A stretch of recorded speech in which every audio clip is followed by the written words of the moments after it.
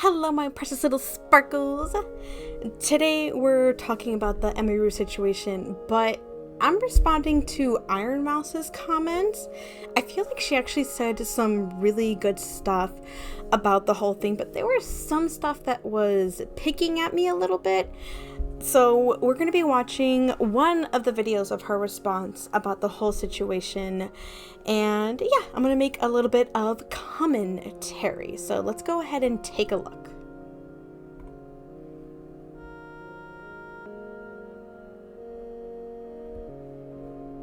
I just hope they learn how to take accountability, take responsibility, and take better care of their creators and their guests. I think that's the most important thing, because at the end of the day, safety is the most important thing, and there would be no TwitchCon if there were no streamers there. That's something I feel like Twitch forgot and did not do really well, which I didn't mention because I was so built up about the whole situation in the last podcast, is that Twitch did not take accountability, and if they did not do it well. They did very little for the safety of not just the people that were there for the Twitch people, but also the attendees that were there as well.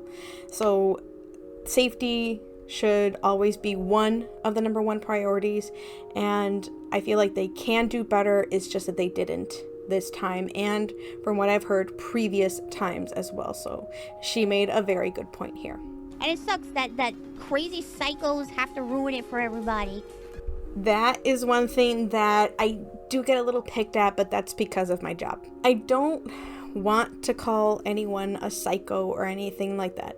Everyone has their own situation. Everyone has things that have happened to them too. So to label them as psychos or anything like that makes me uncomfortable, but that is something for me to deal with, because hey, I don't know if Ironmouse means to just say that playfully. I don't know if she's just using it casually or things like that. That is just something for me to kind of just like settle with and deal with. But that was just one thing that was just kind of picking at me. And I just want to spread the message that people have their own past, people have their own things that they're dealing with, but how they deal with it and how they represent it is something that they need to work on. I'm not defending the person that did what they did. That is horrible. That is disgusting. If they wanted whatever the flip they wanted with Emiru, then they can send a message, they can try to talk to her, send flowers, whatever. But doing what they did was disgusting, unacceptable. No. If they need to talk with a therapist, go talk with a therapist. If they have something they need to resolve, like, yeah, no, absolutely. But to label people with things like that, that's just the thing that makes me uncomfortable. But again, that's something for me to work with and understand how Ironmouse was trying to describe it. You can listen, man. You can predict your own actions. You can predict your actions. You can control your own actions, but you can't predict or control the actions of another person. You can't. You don't know what they're capable of. This is why I'm so cautious when I go outside, because unfortunately that is the reality that we live in. Especially for women, especially for, unfortunately, children. And now, especially if you're in the US, certain cultures of people, unfortunately right now, just, you don't know what's going to happen. You don't know, again, what other people are capable of. And as I always say, it's better safe than sorry. And there are literally people out there that just don't give a they don't give a if they get arrested. They don't give a if they kill somebody. They don't give a about you. They don't even give a about themselves. They don't give a about their family. They don't give a about anybody. They don't give a Unfortunately, that part hurt. That part hurts so much to hear, because I see this on a day-to-day basis. Even when I work with kids, and I mean kids from like, gosh, the youngest kid I worked with was like three and up. There are kids that have lost empathy. They have lost understanding. because they've just grown up in an environment where they've learned not to care because they weren't cared for themselves. So they've just lost it. They've lost the ability to care, and then they just grow up. And that's not even counting the people who are adults and then they are actually sociopaths or psychopaths. Yes, those are two very different things. But unfortunately, yes, there are people that lack empathy and then aren't able to develop it anymore. But yeah, those are the most terrifying people to come across, and you never know if you ever will. What if it was your mom? What if that was your sister? What if that was somebody from your family? You know what I mean? Like, it could happen to you. If you don't even want to imagine it happening to you, imagine the person you care about the most going through that. I just think we just need to be safe. We need to keep each other safe, man. Unfortunately, she's preaching to the wrong people. She's preaching to the wrong people. And by that I mean, if she was saying this to the Twitch staff or whoever is in charge over there, if she was saying, well, what if this happened to your family member? What if this happened to someone you cared about? That would not, at least personally for me, not like a psychology thing or anything, I feel like that wouldn't work or anything. Not that I think it's her goal when she's saying this. I feel like it wouldn't work, unfortunately, because one, there's way too many people on staff. I've worked with quite a number of people that have gone to conventions and have worked with staff. There's so many people, so many things that just, there's so many cogs to work with that just feel like it's out of their control, things that don't get communicated, things that just, things that just don't come across and stuff.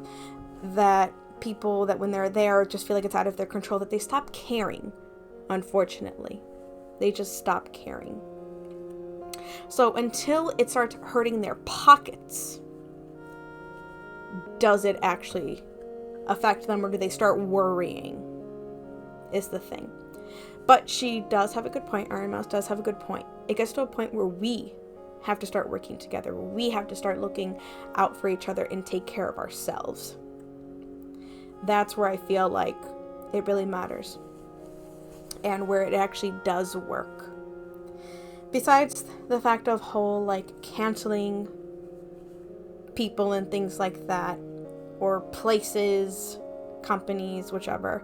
Not that I'm suggesting it or anything. I'm just talking about previous things that were done. But taking care of each other, I like that idea. Taking care of each other. Keeping an eye out. Because, that's what's really important and what really matters. Where people is like, oh, well, that's just life. That's just life. You knew what you were signing up for when you decided to do this. It's like, no, I did not sign up for this. No one signed up for that sort. Case in point, doctors and nurses, they get assaulted at hospitals all the time. They didn't sign up for that. It should not be normalized.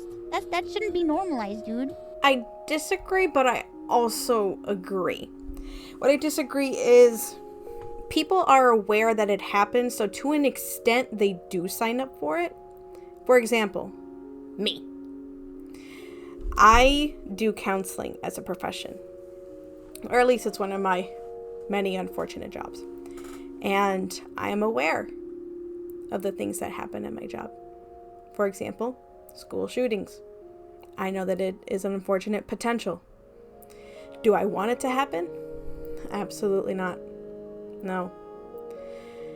But it is something that I am being trained to prepare for. It is something that I have to do. It's not something that I want to do, but it's something that I am aware of and am having to practice for. The other counseling job that I have, I am aware that I could be attacked by a client. At any point, I could upset them. Not that I would be trying to. But depending on who I work with, that just things could happen, other scenarios.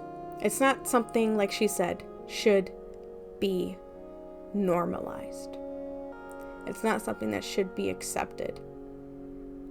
And if you don't want things like this, like everything that's just been going on in the video so far,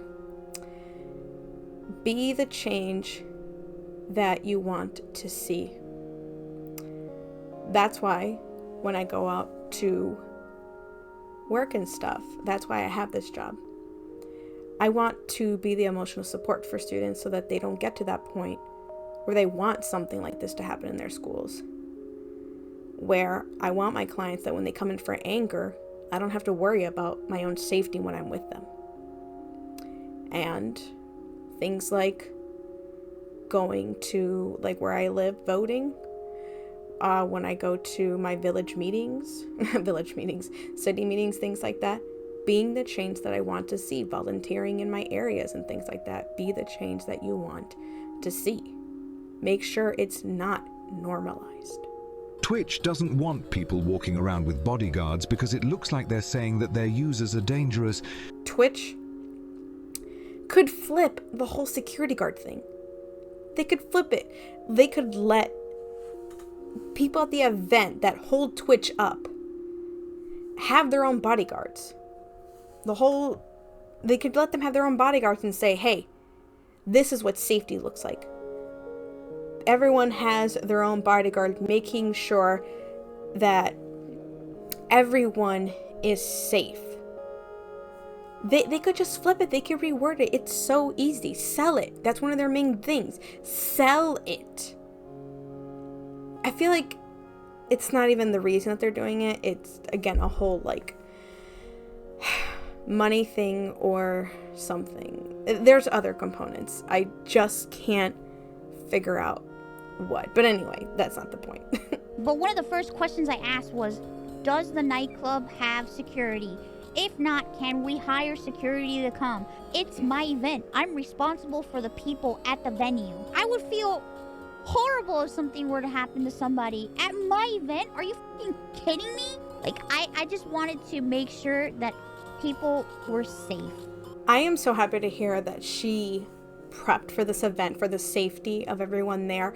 For one, it was amazing. It was amazing. And two, that she cared so much about everyone that she made sure safety was a top priority.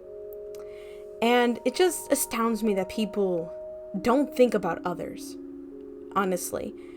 It's not to the extent that she did, but I remember a time that I was taking the snow off the roof of my car, and my car was short, but I was able to take the snow off of the top of my car. And my coworker said, "What are you doing? Why are you taking the snow off your car? When you drive, the snow will just come off."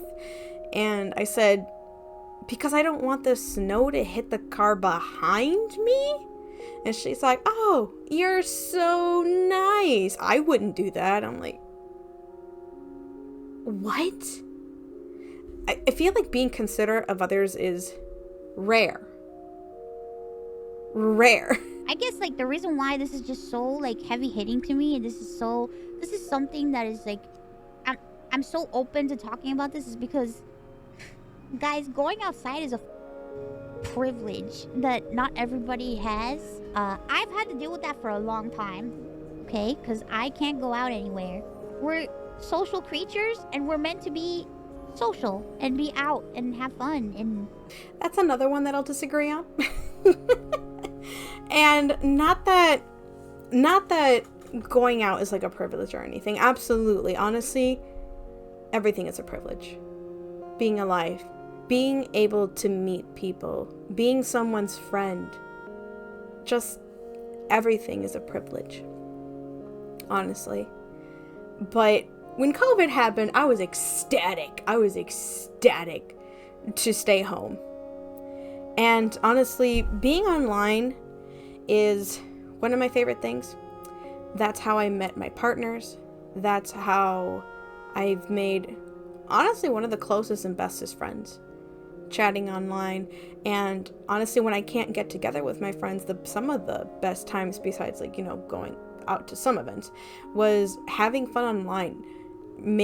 Seeing when we can't get together in person, we watch shows together. We had a birthday party for one of our friends because we couldn't all get together. We just did some stuff online, played video games and stuff. Honestly, I prefer to be online. I know getting out in person is like she said, a privilege. And it's better for some people, but not for everyone. But that's my personal opinion. I saw a lot of people get upset with me because they saw my tweet about thanking Twitch for the donation to the Immune Deficiency Foundation.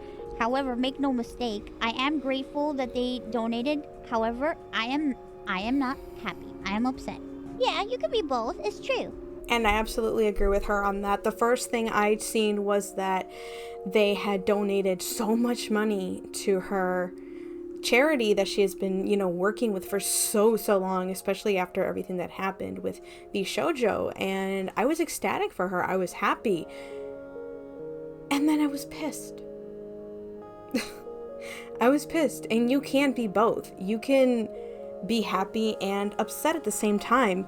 You can be sad and excited. You can feel a lot of things all at once. And it's great that Twitch did a very kind thing for one of the most popular people on Twitch, but then be very terrible for something else. Twitch, do better. Ironmouse, keep doing what you're doing. Keep rocking it, girl. And as for you, my beautiful sparkles, keep shining on. And I'll see you next time. Bye bye.